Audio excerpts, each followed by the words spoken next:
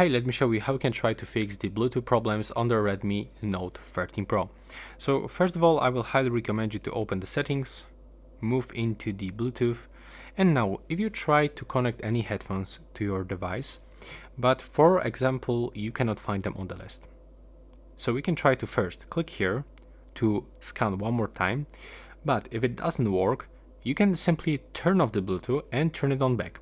If it still doesn't work, I will highly recommend you to enter for the pairing mode on your headphones one more time. If you still have this issue, go back. Now, you will have to go into the Google. From this, go to all services, tap on the devices, not here, that's my bad. We have to actually go into the location, then location services, move to the Bluetooth scanning. Be sure that this function is turned on. But if you still have this issue, I can recommend you to perform the ultimate way.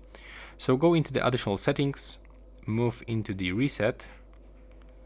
If you cannot find it, like in my case, we can open this search and input the network. Yeah, there we go.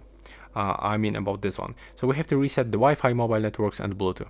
So it will actually reset the Bluetooth settings. So we have to click here, and now it can tell me if it works. So right now, please subscribe to my channel.